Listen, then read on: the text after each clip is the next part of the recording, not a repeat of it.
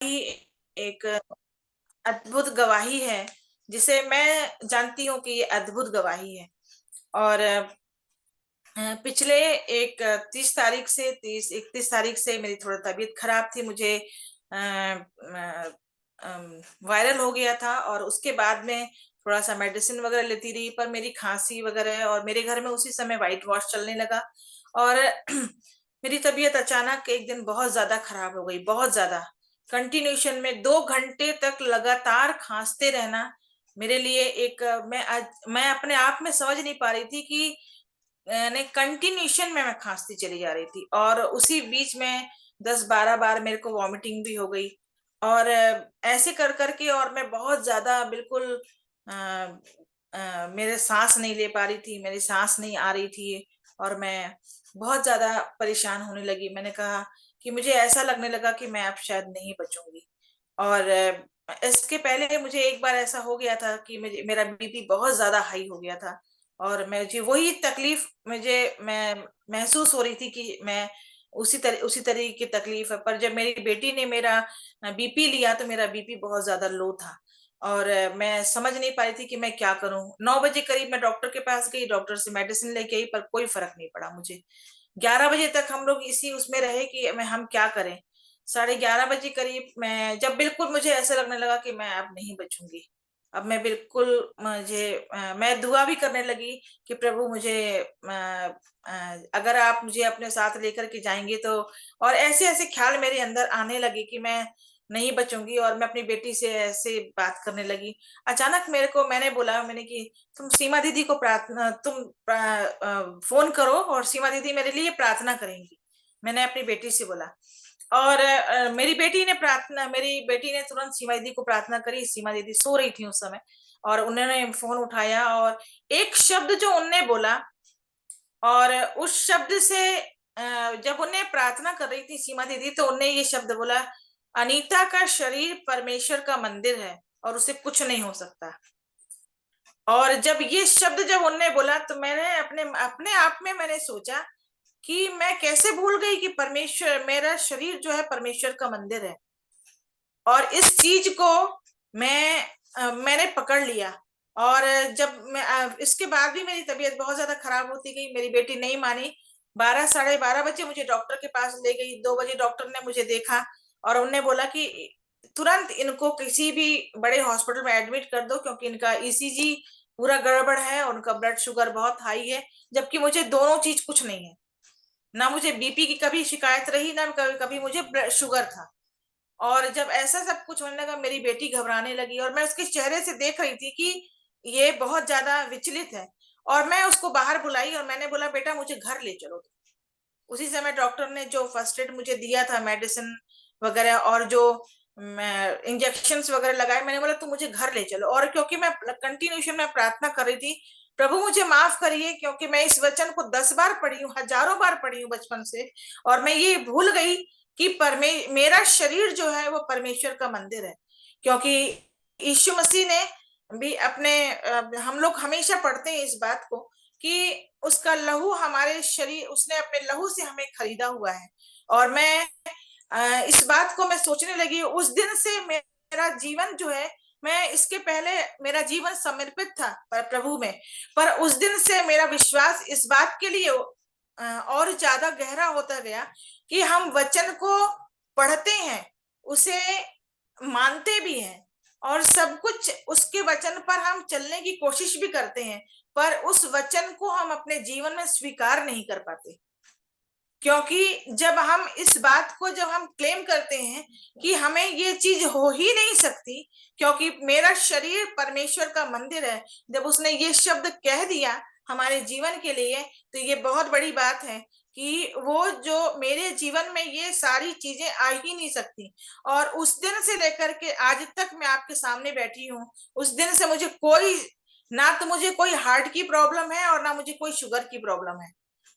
और मुझे बड़ा आश्चर्य हुआ कि उसने कैसे कह दिया कि 350 शुगर है इनकी, और इनका ईसीजी बिल्कुल गड़बड़ है, तुरंत इनको किसी इमरजेंसी में आप एडमिट करवा दो। मेरी बेटी से जब उन्होंने कहा, हम 2:30-3 बजे वापस आए हॉस्पिटल से, और उसके बाद से मैं आराम से सोई। दूसरे दिन दोपहर में 2 बजे मैं सो के उठी।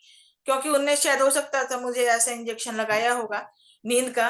और मैं प्रभु का धन्यवाद करती हूँ कि परमेश्वर ने इसके बाद, इसके पहले भी 2 बार मुझे मौत के मुंह से निकाला है। एक बार मुझे बहुत बुरा एक्सीडेंट हुआ था 2019 में, कि शायद अगर पीछे से कोई ट्रक आता तो मेरे ऊपर से निकल जाता। ऐसी जगह पर मैं गिरी थी, हाईवे था और वो कानपुर बाईपास है। और उस जगह पर जब मैं गिरी और मैं गिर करके आने आगे और पीछे, और उस जगह पर उस लोकेलिटी में कोई कुछ नहीं था, ना कोई मनुष्य चल रहा था, कुछ भी नहीं। वहां सिर्फ बड़े बड़े ट्रक ही और बड़े बड़े वाहन ही चलते हैं। और जब मैं उस समय 2 व्हीलर में जा रही थी और मैं अचानक सामने एक कुत्ता आया और मैं गिरी, और मेरे पैर के घुटने की नीचे की हड्डी 100 पीसेस में डिवाइड हो गई थी। डॉक्टर ने उसको जोड़ करके 6.5 घंटे मेरे ऑपरेशन को लगे थे उस दिन। दिल्ली में मेरा ऑपरेशन हुआ था। और उस दिन, उस समय भी हमारा मैं एक ही शब्द बोलती थी, प्रभु आपने मुझे ये जीवन दिया है, शैतान मेरे जीवन को, मेरे घुटनों को चुरा नहीं सकता। और मैं प्रभु का बहुत बहुत धन्यवाद करती हूँ कि परमेश्वर ने मेरे घुटनों को, दूसरी बार जब मेरा एक्सीडेंट हुआ 13 नवंबर को 2020 को, उसी पैर में ऊपर की जो मेन जो हमारी थाई बोन होती है, वो 2 भाग में ऐसे करके फट गई थी। और जब ये सब कुछ हुआ, तब मैंने, उस समय भी हमारी सारी दबोरा की जो बहनें हैं वो रात और दिन प्रार्थना कर रही थी। और आप विश्वास नहीं मानेंगे कि मुझे जरा सा भी, इतने तकलीफ होने के बाद भी मुझे जरा सा भी पेन नहीं हुआ। उस दर्द का मुझे अनुभव नहीं हुआ कि मुझे दर्द है। मैंने कोई भी पेन किलर नहीं खाई, सिर्फ इंजेक्शन जो उस समय लगे हैं मुझे, उसी समय लगे हैं। अभी तक मुझे दर्द भी होता है तो मैं पेन किलर नहीं खाती हूँ, दर्द की दवाई नहीं खाती। सिर्फ एक ही शब्द बोलती हूँ, प्रभु ये जीवन आपने दिया है, ये दर्द भी मैं आपके हाथ में ही सौंपती हूँ। और मैं धन्यवाद करती हूँ कि मैं उस दिन, जिस दिन मैं, जब मेरा अभी तबीयत खराब हुई थी और मैंने इस बात को मैंने जान लिया कि मेरा शरीर परमेश्वर का मंदिर है, मुझे कुछ नहीं हो सकता जब तक प्रभु ना चाहे, कुछ नहीं हो सकता। और मैं इस बात के लिए मैं बहुत बहुत धन्यवाद करती हूँ, सीमा दीदी के लिए बहुत धन्यवाद करती हूँ कि कई बार रात में जब मेरी तबीयत कभी खराब होती है, मैं जब भी, मेरी बेटी उनके प्रार्थना के लिए बोलती है, दीदी उठ करके प्रार्थना करती हैं। और इस दबोरा ग्रुप के लिए मैं बहुत बहुत धन्यवाद करती हूँ कि इस ग्रुप से जुड़ने के बाद में मुझे बहुत सब कुछ मैंने पा लिया था। परमेश्वर की आत्मा मुझे मिली, मैं बाइबल पढ़ती थी, मैं दुआ कर सब कुछ करती थी, पर वो बेदारी जो हमारे जीवन में होनी चाहिए, वो इस ग्रुप के माध्यम से ही मेरे जीवन में आई।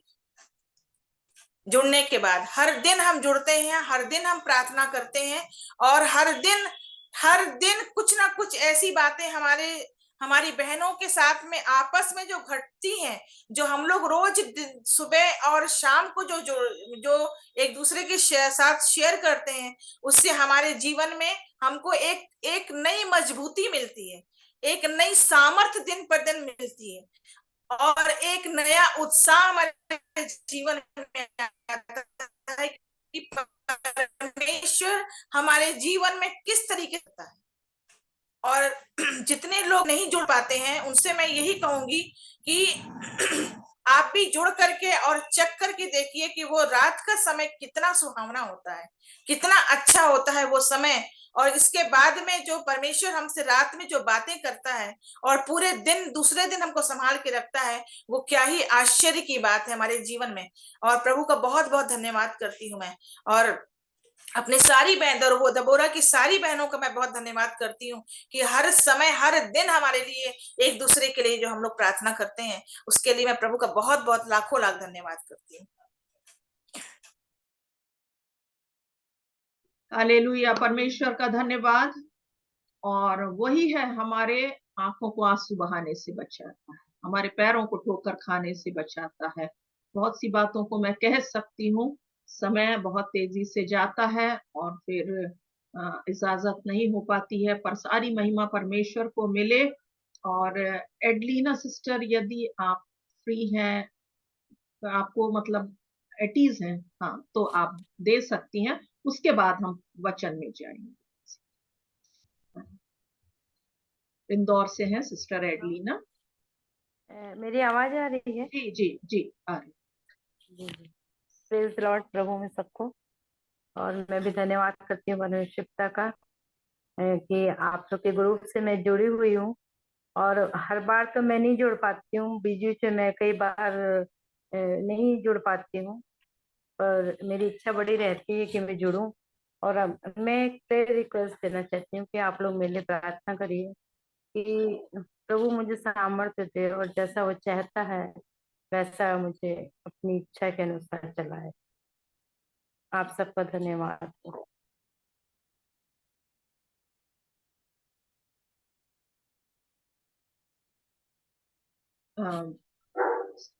सिस्टर बहुत सी ऐसी परिस्थितियों में है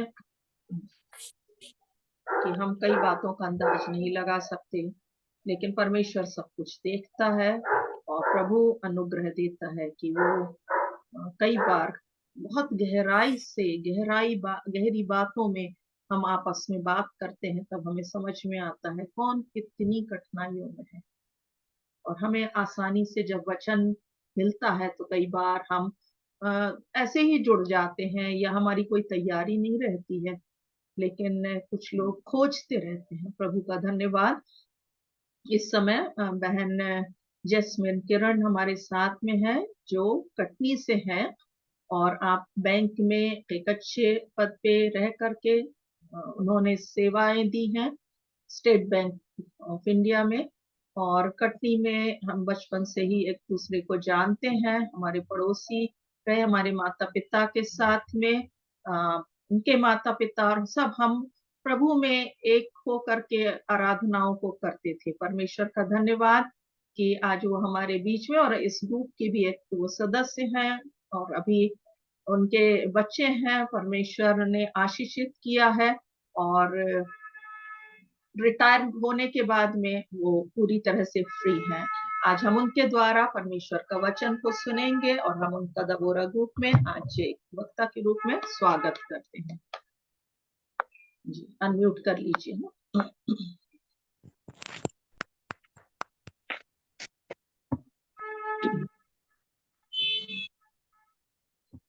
सभी बहनों को जय मसीह की।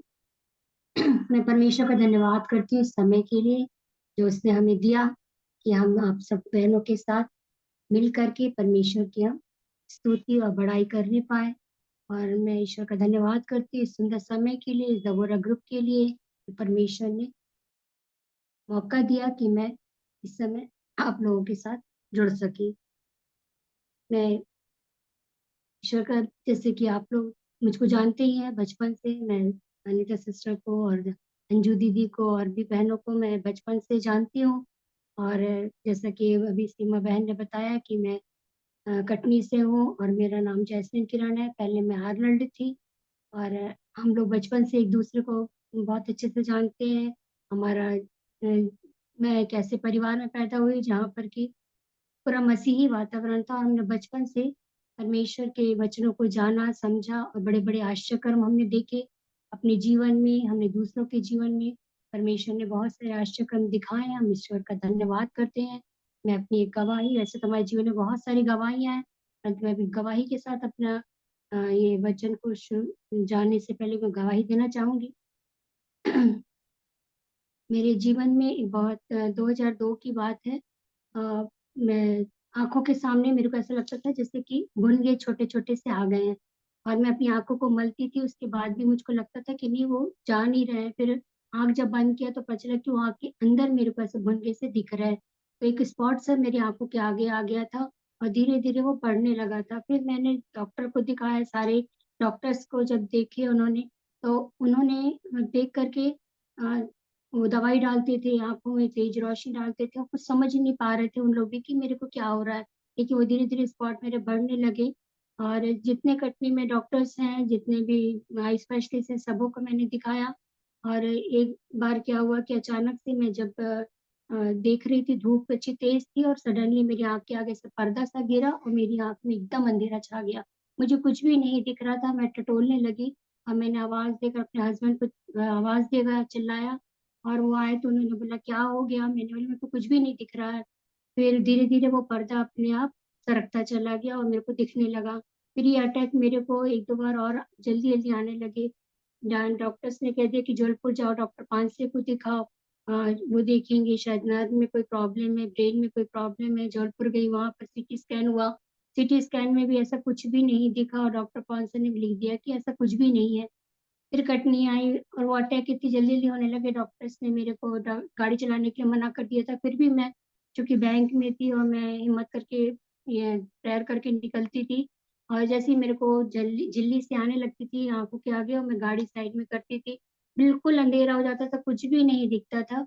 और उस बीच पे जब वो कुछ सेकंड के बाद फिर वो अपने आप वो झिल्ली ऊपर उठती थी और मैं चली आती थी बैंक। वहाँ पर हमेशा एक मैडम को लेकर के ही मैं अपनी कहीं भी जाना होता था, ब्रांच बहुत बड़ी थी, तो मैं कहीं भी जाती थी उनको लेकर जाती थी, क्योंकि जिस समय मैं अंधेरा आता था तो मेरे को सामने से कोई भी निकल जाए मेरे को पता नहीं चलता था। फिर उसके बाद जब डॉक्टर ने देखा कि मेरे अटैक्स बढ़ गए हैं, 5-5 मिनट में मेरे को आने लगे, तो डॉक्टर ने कह दिया कि अब तुम दिल्ली जाओ, अदरवाइज़ यदि पूरी तरह सैंडी हो गई तो तुमको फिर रिकवर होना बहुत मुश्किल है।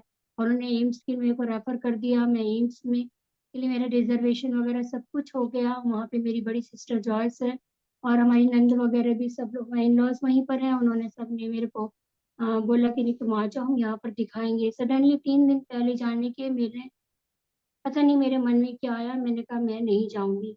तो मेरे मिस्टर ने कहा कि क्या हो गया? क्यों नहीं जा रही? मैंने कहा नहीं मेरा मन नहीं है, फिर से वो नए सिरे से दवाई डालेंगे, फिर से तेज़ आँख में रोशनी मेरे को बर्दाश्त नहीं होती, मेरा सिर बहुत दुखने लगता है। बोले क्या चाहती हो? मैंने कहा 10 डेज़ का फास्टिंग प्रेयर। मैंने कहा हमारे साथ 10 दिन का उपवास रख लो और मैं साथ में चलूँगी। मेरे साथ दुआ करो और फिर हम जितने भी प्रेयर टावर वगैरह हैं, जहाँ पर भी हम प्रेयर रिक्वेस्ट डालते हैं, हम डाल देंगे।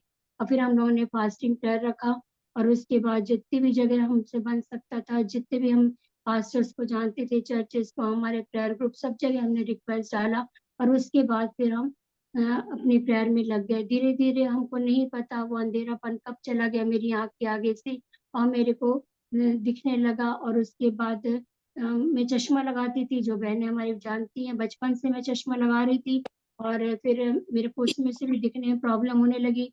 मैं डॉक्टर के पास गई, डॉक्टर ने मुझसे पूछा मतलब बोले क्या तुमको तो चश्मे की ज़रूरत ही नहीं है, परंतु मेरी लेफ्ट आई में फिर भी कुछ प्रॉब्लम दिख रहा है।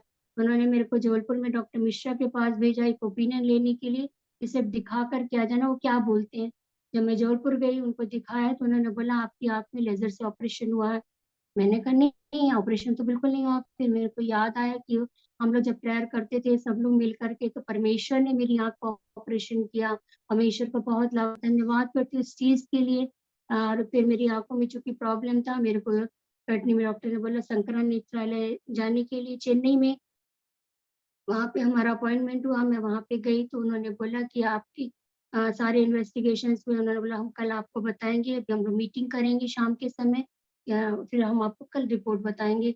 हमारे पास समय था, हम लोग prayer GS cos prayer tower गए और वहाँ पर जाके मैंने अपने लिए प्रेयर करवाई। उसके बाद फिर हम लोग थोमा, जहाँ पे थोमा की केव थी, गुफ़ा हाँ, जो या एक्चुअली ओरिजिनल केव है, गुफ़ा एक है मिनट। वहाँ।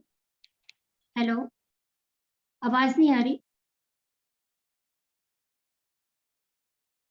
फिर हम लोग वहाँ पे गुफ़ा में गए जहाँ पर कि थोमा ओरिजिनल गुफ़ा वैसी की वैसी रखी है और हमको वहाँ पे जाने का मौका मिला। जिस पत्थर पे थोमा घुटने टेक करके दुआ करता था, प्रार्थना करता था, वहाँ पर हम गए और हमने उसी पत्थर पे, हमको बोला गया कि आप घुटने टेक करके दुआ कीजिए।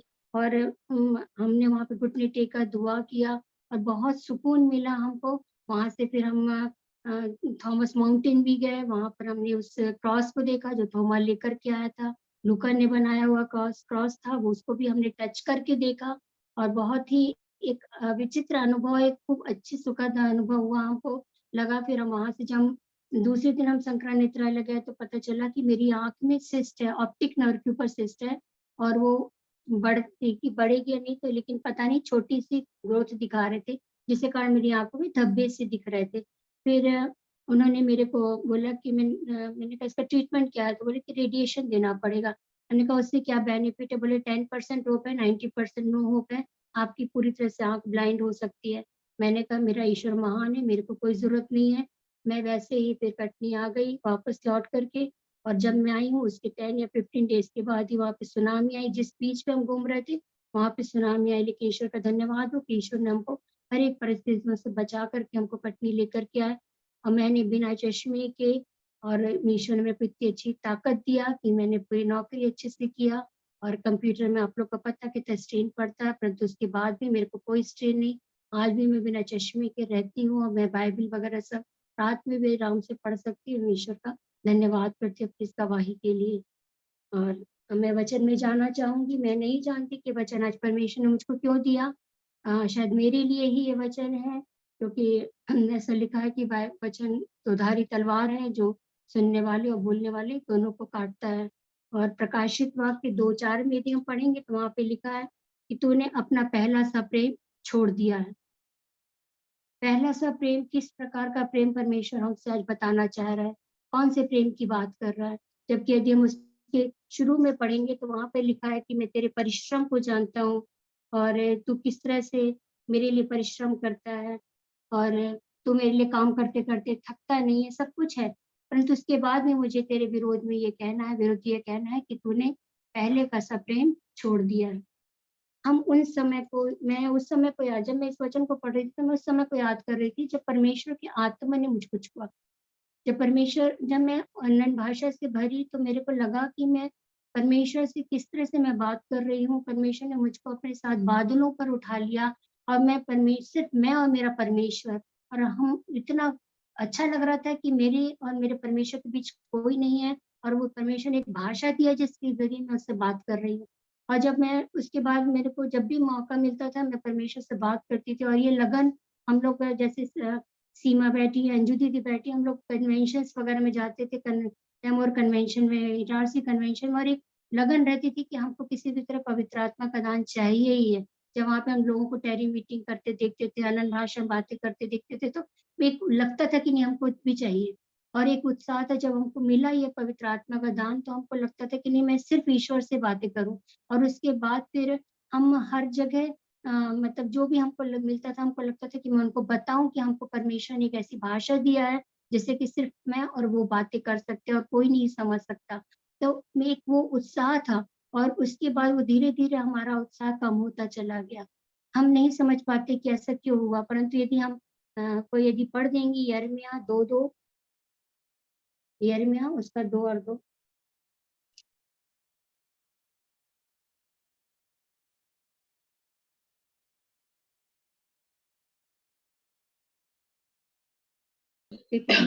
हाँ, और यरूशलेम में पुकार कर यह सुना दे, यहोवा यह कहता है, तेरी जवानी का स्नेह और तेरे विवाह के समय का प्रेम मुझे स्मरण आता है कि तू कैसे जंगल में मेरे पीछे पीछे चली, जहां भूमि ज्योति बोई ना गई थी। हाँ, परमेश्वर उस प्रेम को याद दिलाना चाहता है जब वो उसके पीछे पीछे चली आई थी, बिना कुछ सोचे समझे। जैसे एक नवविवाहित दुल्हन होती है, सब कुछ छोड़ करके, अपना घर बार सब कुछ छोड़ करके अपने पति के पीछे पीछे चली आती है बिना सोचे समझे, और उसके बाद मतलब वो उन दोनों में अथाह प्रेम रहता है, और वो हर समय एक दूसरे के साथ रहना पसंद करते हैं। और उसके बाद फिर धीरे धीरे धीरे धीरे हम देखते हैं कि उत्साह वो खत्म होता जाता है। प्रेम तो बना है परंतु उत्साह खत्म हो गया है। क्यों? यदि हम उस चीज को देखेंगे तो हम ये देखेंगे कि क्यों खत्म हो गया है। तो उसके लिए यदि होशे 10:2 में लिखा है, उनका मन बटा हुआ है। तो कैसे बट गया? पहले वो दोनों अकेले थे, फिर उनके बच्चे आ गए, उनका पारिवारिक जिम्मेवारियां बढ़ गई, उनका प्रेम बढ़ गया, उनका मन बढ़ गया, और वो उनकी जिम्मेवारियां बढ़ गई। उसके बाद हम देखते हैं कि टीवी घर में आ गया, मोबाइल से हम, आजकल मोबाइल हमारे हाथ में रहना जरूरी है, कब फोन आ जाए, कब क्या हो जाए। तो इस तरह से हमारा मन बट गया है, उत्साह थोड़ा खत्म हो गया, हमारा वो प्रेम जाता रहा। और इसी तरह हम देखते हैं कि हम जब परमेश्वर से पहले बहुत बातें करते थे, लेकिन हम जब जिम्मेवारी हमारी बढ़ी तो हमारा भी मन बट गया, हम पीछे हटते चले गए।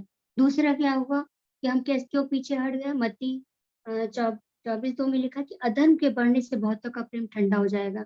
आज हम देखते हैं न्यूज़पेपर वगैरह में सब जगह कितना अधर्म बढ़ गया, कितने प्रकार के अपराध होते हैं।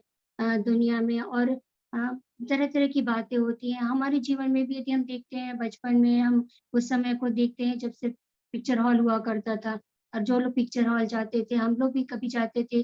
और यदि कोई 10 कमांडमेंट्स पिक्चर आ गई, बाइबल आ गई, उसको देखने के लिए भी यदि हम जा रहे हैं तो हमको लगता था कि हम एक अशुद्ध जगह में आकर के बैठ गए हैं। और उस वक्त यदि हम गए भी हैं तो हम छिप करके कि कोई हमको मसीही परिवार देख तो नहीं रहा, एक डर बना रहता था। उसके बाद जब शैतान ने देखा कि नहीं, मतलब इन लोग तो छुप छुप करके कार्य कर रहे हैं, तो उसने टीवी को हमारे घर में ला दिया। अब लोग जो बाहर जा करके पिक्चर जो साल 2 साल में या महीने में देखते थे, वो घर में एक दिन में 2-3 पिक्चर देख रहे हैं, टीवी सीरियल्स देख रहे हैं, न्यूज़ चैनल देख रहे हैं। और इस तरह से हमारा जो पारिवारिक प्रार्थना का समय था वो क्या हो गया, कम हो गया। और मतलब या तो खत्म हो गया या फिर हमारा सीमा में बंध गया। हम यानी कि हमको अब इस समय में सीरियल देखना है, इस समय में हमको न्यूज़ चैनल देखना है, इस समय तो हम आगे पीछे उसको हमने कर लिया। इस तरह से हमने परमेश्वर के साथ अपने संबंधों को किस तरह से कम किया। वो उत्साह, जो प्रेम था, जो हमको हमेशा बात करने की उससे इच्छा होती थी, जब हमको परमेश्वर ने, उसकी आत्मा ने छुआ था, वो धीरे-धीरे हमारी कम होती चली गई। तो इस तरह से हम देखते हैं कि अधर्म के बढ़ने से बहुतों का प्रेम ठंडा हो जाएगा। यिर्मयाह 14:7 में भी लिखा है कि हे यहोवा, हमारे अधर्म के काम हमारे विरुद्ध साक्षी दे रहे हैं। हम लोग तेरा संग छोड़कर बहुत दूर भटक गए हैं और हमने तेरे विरुद्ध पाप किया है। तो हम हमारे अधर्म के काम हमारे विरुद्ध साक्षी दे रहे हैं। और यशायाह 59:2 में भी लिखा है कि तुम्हारे अधर्म के कामों ने तुमको तुम्हारे परमेश्वर से अलग कर दिया है। तो इस तरह से हम अपने परमेश्वर से दूर हटते चले गए हैं, और परमेश्वर चाहता है कि हम पहले कैसा उससे प्रेम कर लें। और हमारा प्रेम उससे कम नहीं हुआ है, परंतु हमारा वो उत्साह खत्म हो चुका है। फिर इस तीसरे में, जैसे तीसरा है कि गलतियां, 1:6 में लिखा है कि मुझे आश्चर्य होता है कि जिसने तुम्हें मसीह के अद्भुत अनुग्रह से बुलाया, उससे तुम इतनी जल्दी फिरकर और भी प्रकार के सुसमाचार की ओर फिरने लगे। हम क्या करते हैं, यदि हम परेशानियां पड़ जाते हैं, हमारा जब हम बहुत ज्यादा निराश हो जाते हैं किसी चीज से, तो हमारा भरोसा परमेश्वर पर से उठ जाता है। और फिर हम क्या करते हैं, चीजों की तरफ हमारा ध्यान चला जाता है। हम तरह तरह की बातों में हम विचार करने लगते हैं। कई लोगों को हमने देखा कि वो मन्नतें मानने लगते हैं, वो मज़ारों में चले जाते हैं, चादर चढ़ाते हैं। यहाँ तक कि यदि किसी को जॉन्डिस हो गया है, तो हमने अच्छे-अच्छे मसीही परिवारों को भी देखा है, वो जो जा करके वो झाड़ा-फूकी करवा लेते हैं। तो इस तरह से हम, मतलब हमारा क्या होता है, भरोसा परमेश्वर पर से उठ जाता है। मैं एक और अपने बेटे की गवाही देना चाहूँगी कि हमारे जीवन में एक और आश्चर्य कर्म को, कि हमारे उसको बड़े बेटे को जॉन्डिस हो गया था, और उसकी कंडीशन मतलब काफ़ी खराब थी। उसको बहुत ज़्यादा वॉमिट हो रही थी, और उसको जब उन्होंने डॉक्टर के पास हॉस्पिटलाइज़ किया, डॉक्टर ने बोला कि नहीं, मैं पहले रिपोर्ट देखूँगा कैसा क्या है, उसके बाद मैं आगे ट्रीटमेंट करूँगा। जब रिपोर्ट देखा तो उसमें एसजीओटी जो रहता है 100 से नीचे रहता है, वो उसका 1000 टच कर रहा था। डॉक्टर ने मेरे और मेरे हस्बैंड को बुलाया, बोला इसकी बहुत ज़्यादा क्रिटिकल कंडीशन है, इसको आप कहीं और शिफ्ट कर लो। हमने बोला नहीं, अभी हम कहीं नहीं लेके जा सकते, आप इसका ट्रीटमेंट करिए। तो उन्होंने बोला कि ठीक है, मैं ट्रीटमेंट स्टार्ट करता हूँ, लेकिन यदि वो 1000 कांस्टेंट रह गया तो मैं उसको ट्रीटमेंट बढ़ाऊँगा, अदरवाइज़ आप इसको लेके जबलपुर, नागपुर कहीं पर भी आपको शिफ्ट करना पड़ेगा। फिर उन्होंने ट्रीटमेंट स्टार्ट किया। मैं उसके बाद वहाँ, हेलो, हाँ, फिर मैं वहाँ पर उसके पास गई, उसके पास बैठी। उसने बोला कि मम्मी मुझसे सहा नहीं जाता। वो मेरा बेटा जो बहुत सहने वाला लड़का है, और उसने मेरे से बोला कि मुझसे सहा नहीं जाता। मेरे को बहुत ज़्यादा बेचैनी हो गई। मेरे भाई-भाभी थे, मेरे पापा थे, और मिस्टर थे, उनको वहाँ पे मैंने उसको सौंपा। मैंने कहा मैं घर से अभी आती हूँ। मैं घर गई और मैं फूट-फूट करके ईश्वर के आगे रोने लगी, और बिल्कुल बिछ गई मैं इसके आगे। मैंने ईश्वर कहा, ईश्वर मैं नहीं जानती तुझको इसको बचाना है, कैसे भी बचाना है, मैं नहीं जानती। उसके बाद फिर मैं जब बहुत रो ली, उसके बाद में जब मेरे को थोड़ा तसल्ली हुई, मैं उठी। फिर मैंने जितने भी पास्टर्स थे, मैंने सबको फ़ोन लगाया, चर्चेज़ में फ़ोन लगाया, प्रेयर टावर में फ़ोन लगाया, जितने भी हमारे प्रेयर ग्रुप थे, हमने सब जगह डाला प्रेयर रिक्वेस्ट। और फिर मैं उसके बाद हॉस्पिटल आई, उसके पास बैठी, बाइबल लेकर के आई थी। बाइबल को मैंने उसके पास रखा और वो हम बैठ के पढ़ रहे थे। डॉक्टर ने भी उस चीज़ को देखा। उसके बाद फिर जब शाम को उसकी दोबारा रिपोर्ट आई, तो असिस्टेंट डॉक्टर आए हमारे पास, और वो खड़े होकर के बोले कि उनको बड़ा आश्चर्य हुआ। कहते जो 1000 जो कांस्टेंट रहना हम लोग का सोचा थे वो 500 से नीचे चला गया था SGOT। और कहते कि उनका एक टेस्टिमनी है कि इतनी फास्ट रिकवरी हमने कब किसी पेशेंट की नहीं देखी। और ईश्वर का धन्यवाद हो इस चीज के लिए। ईश्वर हम लोगों की प्रार्थना को सुनता है। और उसके बाद फिर जब उसका डिस्चार्ज हुआ, डॉक्टर ने लंबी चौड़ी लिस्ट दिया कि उसको ये प्रिकॉशन लेना है, बॉइल्ड वाटर लेना है, 6 महीने तक उसको ये चीज खाने से परहेज है। लेकिन वो चूंकि बाहर पड़ रहा था और ऐसा कुछ हम नहीं कर सकते थे उसके लिए, कुछ समय बाद वो अपने नॉर्मल रूटीन में आ गया। लेकिन ईश्वर का धन्यवाद हो, उसके बाद से उसको कभी कोई जॉइंटिस नहीं हुआ, कोई प्रॉब्लम नहीं हुई। और ईश्वर के इस बड़े आश्चर्य कर्म के लिए हम उसका धन्यवाद करते हैं। और उसको जब हम डिस्चार्ज होने लगे, डॉक्टर ने वो बाइबल को अपने हाथ में लिया, बोला कि मैं बाइबल रखना चाहता हूँ, कि आप मुझको देंगी। तो मैं इस चीज के लिए ईश्वर का बहुत धन्यवाद करती हूँ कि इसने बड़े आश्चर्य कर्म के लिए। तो हम क्यों किसी जगह जाएं, हम क्यों किसी दूसरी जगह मन्नत माने, क्यों हम फालतू चीजों की ओर जाएं, जबकि हमारा परमेश्वर महान है। हमारे पास कितनी भी परेशानी होगी, हमारे जीवन में बहुत ढेर सारी गवाहियां हैं जो कि परमेश्वर ने किस किस तरह से हमको उसमें से उभारा है। गलती 4:9 में लिखा है, पर अब जो तुमने परमेश्वर को पहचान लिया तो उस निर्बल और निकम्मी आदि शिक्षा की बातों की ओर क्यों फिरते हो, जिनकी कि तुम दोबारा दास होना चाहते हो। तो हमको अब उन सब चीजों की तरफ नहीं जाना है।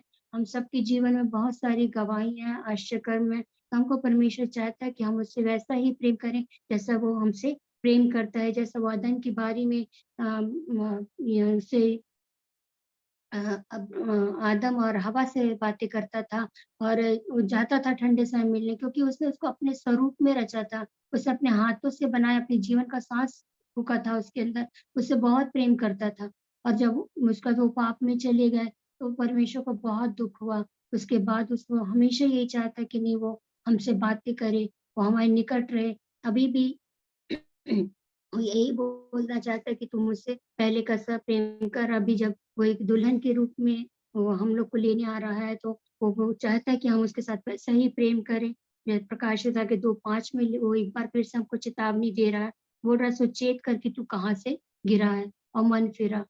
और परमेश्वर चाहता है कि हम पहले जैसे हो जाए, पहले जैसे हम उससे प्रेम कर सके। हम कहाँ कमजोर है हम नहीं जानते, लेकिन परमेश्वर चाहता है कि हम उसके निकटता में आए। जैसे कि हम यदि हम मूसा के जीवन को देखें, मूसा अपने इतने वैभवशाली जीवन को छोड़ करके, जब राजमहलों में रहता था, वो वहां से छोड़ करके वो इजरायलियों को छुड़ाने के लिए परमेश्वर ने उसको वहां से निकाला। और परमेश्वर वो किस तरह से मतलब वो इजरायलियों को लेकर के जंगलों में चलता रहा, उनको कनान देश में लेकर के जाने के लिए, उनकी हर एक जरूरतों को वो पूरा करने के लिए परमेश्वर से झगड़ा करता था। एक तरह से जब वो बोलते थे कि हमको खाना नहीं मिल रहा, पानी नहीं मिल रहा, हर चीज के लिए वो परमेश्वर से जाता था, परमेश्वर से मांग करके उनकी इच्छाओं को पूरा करता था। यहाँ तक कि वो परमेश्वर से जब बातें करता था तो उसके चेहरा चमकने लगता था, इतना चमकता था कि लोग उसके चेहरे पर पर्दा डाल देते थे कि वो लोगों को उसका चेहरा नहीं देख सकते थे। और वो परमेश्वर से इतनी बातें करने वाला, परमेश्वर से लड़ करके उसने परमेश्वर से बोला मुझको अपने आप को दिखा। और परमेश्वर ने उसको अपनी पीठ दिखाई, इतना तक था। एक बार वो इजरायलियों के लिए इतना लड़ा कि नहीं तू मेरी जान ले ले, परंतु इजरायलियों को छोड़ दे, इजरायलियों को नाश ना कर। लेकिन एक छोटी सी गलती के पीछे उसको कनान देश देखने नहीं मिला। यदि हम पढ़ना चाहेंगे, यदि कोई पढ़ ले बहन, व्यवस्था विवरण 3:23, तो वहां पर वो किस तरह से परमेश्वर से गिड़गिड़ाता है। 3:23 से पढ़ेंगे, शायद 27 तक है। इब्रानियों व्यवस्था विवरण 3:23।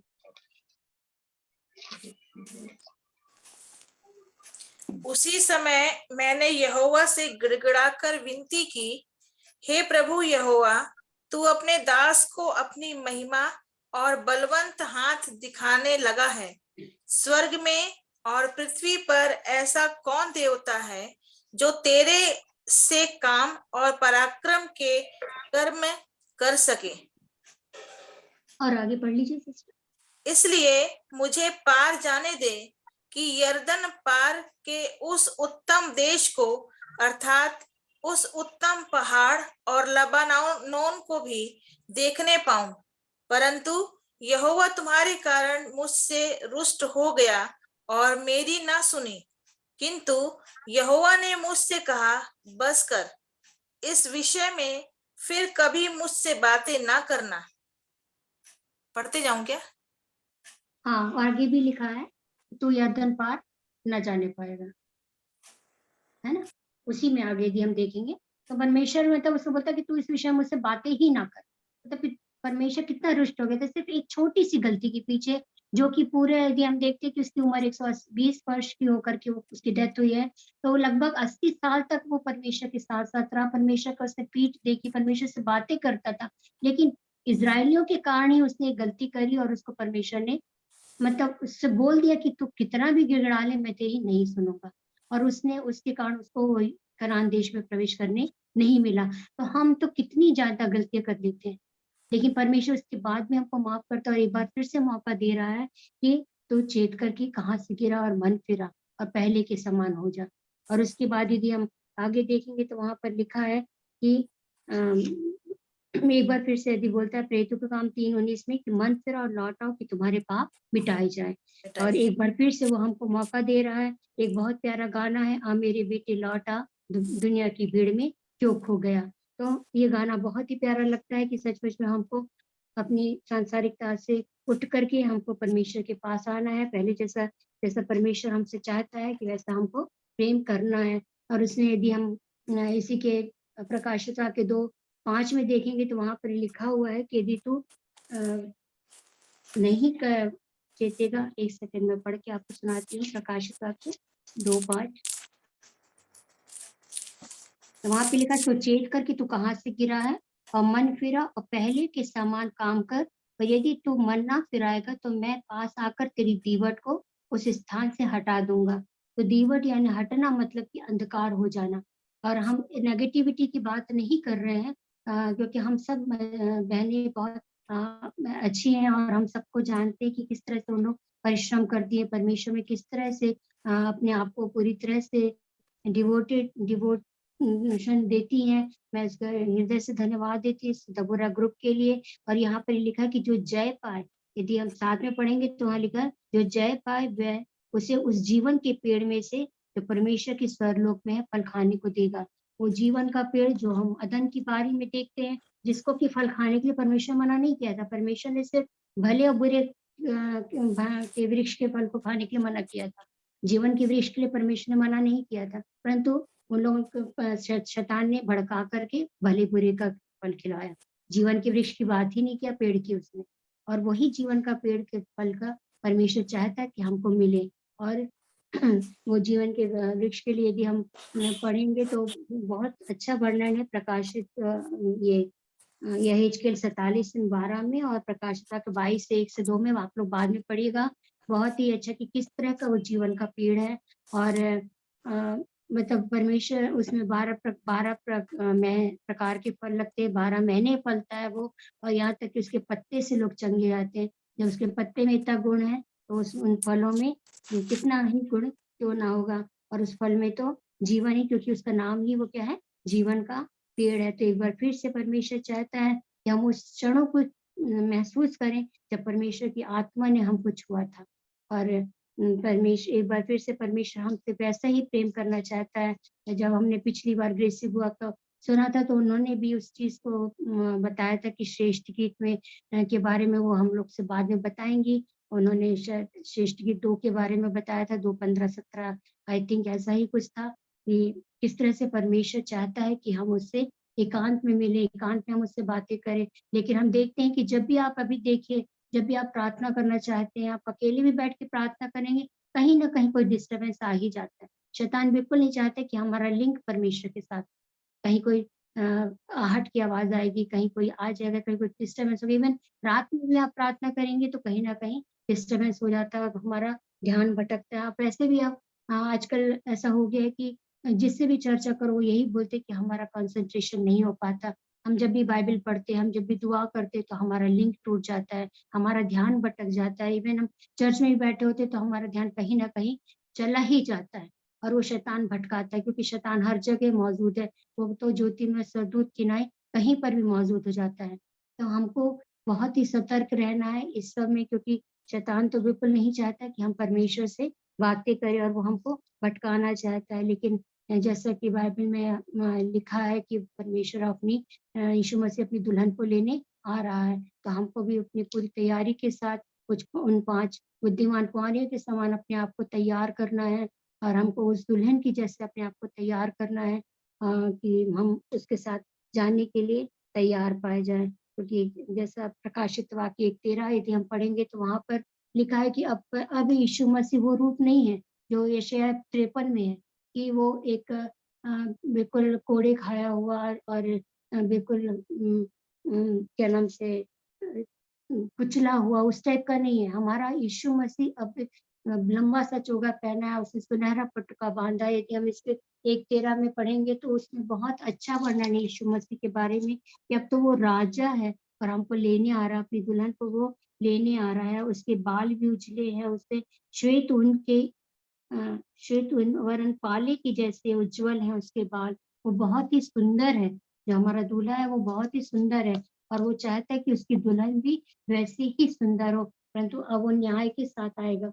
अब वो उसका अब वो खत्म हो गया, वो प्रेम खत्म हो रहा है। अभी भी उसने मौका दिया है हमको और जो जिस तरह से हम भविष्यवाणियों को देखते हैं वो पूरी होती जा रही। अभी हमने कुछ दिन पहले फरात नदी के बारे में एक वीडियो देखा और जो वो फरात नदी है जो अदन की बारी में से निकली, अदन की बारी में जो महानदी है उसकी 4 धाराएँ जो डिवाइड हुई, इसमें एक धारा का नाम फरात था और फरात नदी यदि हम गूगल में सर्च करेंगे तो वो तुर्की, सीरिया और इराक से होती हुई निकल रही है और वो 1700 किलोमीटर माइल करीब लंबी है और 1.7 माइल चौड़ी है। जो उसका 2020 का जो वीडियो आया है, उसमें लिखा बहुत ही चौड़ी नदी वो दिखा रहे हैं उसमें, परंतु हम उसके बाद हम देखते हैं 2022 के वीडियो में वो बिल्कुल सूख रही है और बाइबल में इसमें प्रकाशित वाक्य 12 में यदि हम उसके बारे में पढ़ें तो वहाँ पे लिखा है कि जब 6वां स्वर्गदूत जो अपने प्रकोप के कटोरे को उंडेलेगा, तो फरात नदी पर उंडेलेगा और फरात नदी सूख जाएगी। तो ये भविष्यवाणियाँ जो है वो पूरी होती जा रही है। तो हमारा उससे सबसे पता चलता है कि परमेश्वर यीशु मसीह का आना निकट है, वो अपनी दुल्हन को लेने आ रहा है। हम सबको उसके लिए तैयार होना, वो चाहता है कि हम उससे पहले जैसा प्रेम करें।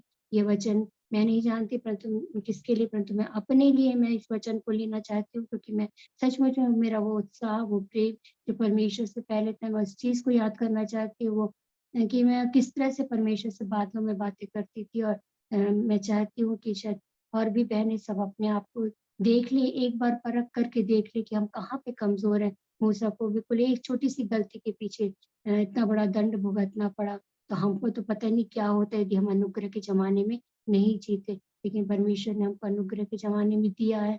हम कितने भी कुछ भी करें लेकिन परमेश्वर हमसे प्रेम करता है, वो नहीं चाहता कि हम में से कोई नाश हो, किसी के ऐसा यदि हम ये स्केल में देखेंगे तो वहाँ पे लिखा है कि कोई किसी के मरने से वो प्रसन्न नहीं होता। तो परमेश्वर चाहता है कि हम सब उसमें बने रहें और उसमें के साथ हम उसकी उस दुल्हन के रूप में हम उसके साथ जाने पाएँ। परमेश्वर इस वचन हालेलुया। थैंक यू दीदी को हम धन्यवाद देते हैं और बहुत प्रैक्टिकल बातों को आपने शेयर किया और इन दिनों में यही आवश्यकता है कि हम सेवा तो कर रहे हैं लेकिन अपने आप को जांचते रहें, अपने आप को परखते रहें और तैयार पाए जाएं। पिछले दिनों एक छोटा सा वचन प्रभु ने दिया, कभी अवसर रहेगा तो मैं बांटूंगी और ये बात बहुत 100% है कि ध्यान हमारा बढ़ता है ना, एक साथ चाहे हम अकेले बैठे चाहे कई बार ग्रुप में भी रहते, उसी समय सारे काम आते हैं, उसी समय सारे व्यवधान आते हैं, लेकिन करते जाना। थोड़ा भी समय रह मिले तो उसमें हम पाए जाएं, उसमें हम डूबे रहें और हमारा एक लक्ष्य हो, हमारा एक उद्देश्य हो कि नहीं हम प्रभु के साथ समय बिताते रहेंगे। गवाही का और अवसर मैं देना चाहूंगी, बहनों ने नहीं दे पाई थी और बोलना चाहती हैं तो आपको अवसर है, फिर हम लास्ट में प्रेयर के लिए जाएंगे। कुछ बोल रही थी जी, सरोज दीदी कुछ बोल रहे थे आप?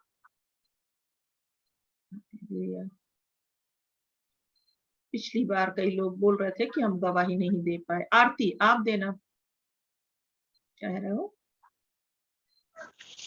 हाँ जी, आप सभी को जय मसीह की। मेरा नाम शकुंतला प्रसाद है और हम उज्जैन में रहते हैं और पिछले दिनों मतलब हम लोग इन बातों के लिए प्रेयर कर रहे थे। मेरे पति पिछले 17 साल से अपने डिपार्टमेंट से जो है सस्पेंड थे। उनसे कुछ गलतियां तो हुई थी और मुझे पता भी था कि उनसे गलतियां हुई हैं। तो वो उनके डिपार्टमेंट से उनको सस्पेंड कर दिया था। तो 17 साल हो गए थे हमको केस लड़ते उसका, और 17 साल से हम वो केस जो है लड़ रहे थे। अभी 31 तारीख को ही वो केस फाइनल हुआ और परमेश्वर ने हमारी गलतियों को क्षमा किया, उनकी गलतियों को क्षमा किया और उनको सीख भी दिलाया इन 17 सालों में कि आपको परमेश्वर के द्वारा आशीषित किया गया था और अच्छे से वो जॉब को करना चाहिए था। पर जब जैसे ही सस्पेंड हुए तो कितना सफ़र करना पड़ा, कितना ऊँचा नीचा समय हमको देखना पड़ा और उस बीच हमारे दोनों बच्चे भी हुए। तो अब जाके वो केस जो है फाइनल हुआ और काफ़ी समय पहले भी मैंने आंटी को बताया था ये बात और हम लोगों ने प्रेयर भी किया था। तो परमेश्वर ने कहीं न कहीं हमारी आवाज़ को सुना और हमारी गलतियों को, अपराध को क्षमा किया। और मैं कहना चाहती हूँ कि निरंतर एक अच्छी संगति मिलती है तो हम अपने दिल को भी खोलते हैं, बहनों के बीच में अपनी बातों को खोलते हैं और प्रार्थना के विषय देते हैं और सारी बहनें हम सब जो सुबह शाम मिलते हैं और उन्हीं विषयों के लिए प्रार्थना करते हैं और भी जो ग्रुप में डलते हैं, किसी की तबीयत खराब है या कोई भी मसला घरेलू या बाहर का कोई भी बात ऐसी है और ग्रुप में डलती है तो हम सब मिल करके उन बातों के लिए जो है प्रार्थना करते हैं। तो प्रार्थना से हमारे जीवन में बहुत सारी समस्याओं के हल होते हैं और इसीलिए मेरा भी सबसे यही निवेदन है कि सिर्फ हम नाम के लिए नहीं ग्रुप में जुड़े हैं। ऐसे तो 80 बहनें जुड़ी हुई हैं, पर मैं देखती हूँ बड़ा दुख का विषय है ये कि 80 बहनें जुड़ी हुई हैं, लेकिन गुरुवार की मीटिंग में भी कितनी बहनें जुड़ती हैं और सुबह शाम भी ठीक है, कई वर्किंग वुमेन भी हैं तो इतना वक्त नहीं मिल पाता है। तो लेकिन गुरुवार के दिन तो एक हफ्ते में एक समय होता है कि हम जुड़ सकते हैं, क्योंकि देखिए ऐसे तो शैतान ना हमको कहीं न कहीं बिज़ी करके रखता है। उसका काम ही है कि वो हमको पूरे समय बिज़ी करके रखे, प्रभु से दूर रखे। पर अगर हम परमेश्वर की नज़दीकी में रहते हैं, तो ये यकीन मानिए दुनिया में वो हल नहीं हो सकता जो परमेश्वर हमारे लिए करता है। कभी-कभी हमको लगता है कि इतनी देरी क्यों हो रही है, लेकिन परमेश्वर जो हमारे लिए करता है, कभी-कभी देरी भी हमारे लिए लाभदायक होती है। तो परमेश्वर का धन्यवाद करती हूँ कि रात-दिन हम लोगों ने प्रार्थना करते हैं, दूसरी बहनों के लिए भी करते हैं और ग्रुप की सारी बहनों के लिए करते हैं और पर्सनल विषयों के लिए भी करते हैं और बड़े ही अद्भुत कामों को और अद्भुत गवाहियों को हम अपने जीवन में देखने पा रहे हैं। जैसे अनीता आंटी की इतनी तबीयत, अभी उन्होंने गवाही दिया कि इतनी तबीयत उनकी खराब हुई थी और कैसे वो ठीक हुए और कितनी अद्भुत रीति से परमेश्वर ने उन्हें छुआ। तो सारी बातों के लिए हम परमेश्वर का ही धन्यवाद करते हैं और इस गवाही को परमेश्वर के पवित्र लहू में हम ढाँपते हैं। धन्यवाद। हालेलुया। परमेश्वर सचमुच में बहुत अद्भुत युक्ति करने वाला महान परमेश्वर है। 17 साल बिना तनख्वाह के परिवार को चलाना और नाम धराई, लेकिन उसके बाद में जो प्रभु के शरण में आते और पश्चाताप कर लेते हैं और परमेश्वर प्रार्थनाओं को सुन के उनके फेवर में 17 साल बाद सब कुछ फेवर में उनका केस सॉल्व हो गया और उन्हें ड्यूटी पे ज्वाइन करने के लिए गवर्नमेंट ने उन्हें पेपर दे दिया। Hallelujah, hallelujah.